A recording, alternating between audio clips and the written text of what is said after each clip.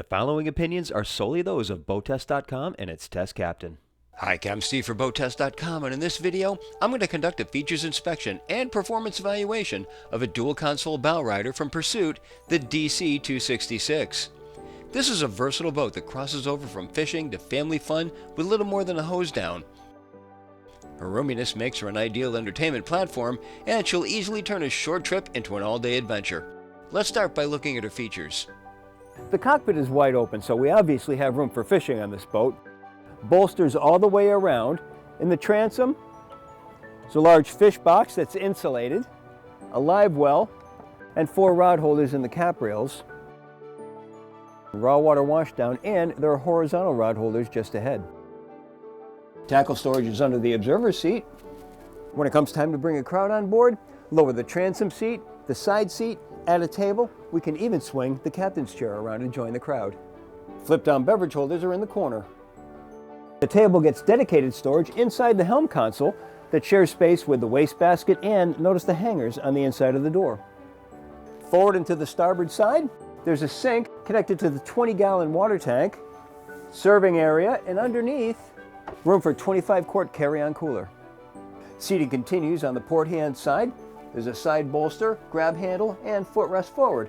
And in the bow, we have the traditional lounge seating, 1 to each side.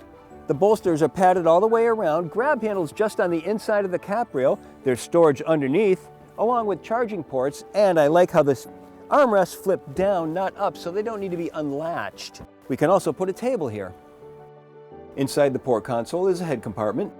It includes a sink with running water and an electric flush head. If things start to get a little cool or rain starts to come along, we've got strata glass going all the way around. Plus, we can close off this front windshield, a lower air dam. We can even close off this entire aft area. There's storage everywhere on this boat, starting with underneath the 2 bow seats. These compartments are all lined and self-draining. A huge index storage compartment underneath the port side seating and under the aft-facing port side seat. Now let's look at the operational aspects, starting at the helm. Compass directly in line with the wheel on top of the dash. There's a 12-inch multifunction display over to the right-hand side, and the Yamaha engine displays over on the left. JL audio stereo system, trim tab controls with LED indicators. The horn is in red, I like that, and there's also a remote switch for the windlass up at the bow. Engine controls over on the right-hand side. The steering wheel is mounted to a tilt base. Ignitions are over on the right-hand side. Just to the outside, VHF. There's a remote speaker for the VHF to the starboard bulwarks. The helm seat adjusts fore and aft, swivels, has flip armrests and a flip bolster.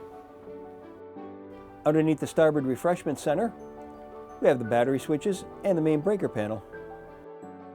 A hatch in the cockpit deck leads us to the mechanical room. Here we have the batteries, all the through hulls, which are all double clamped.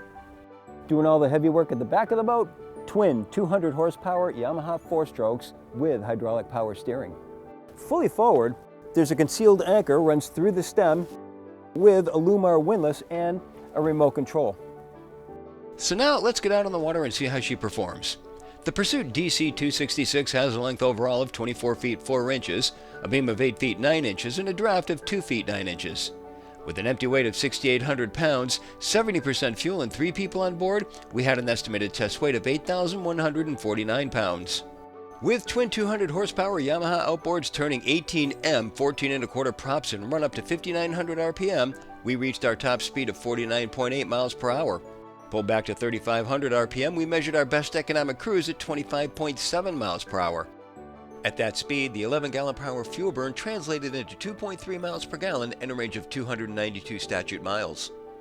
All while still holding back a 10% reserve of the boat's 139-gallon total fuel capacity. She's got nimble handling characteristics, reaching planing speed in an average 4 seconds. She'll continue accelerating through 20 miles per hour in 5.5 seconds and 30 in 8.7. If we reduce speed, she'll stay up on plane in as little as 11.2 miles per hour. When up on plane, just a couple of shots of down tab will get her into her proper running attitude. She's sensitive to list with an uneven distribution of weight, but opposite tab will control that. Just be gentle, 1 shot at a time levels her out.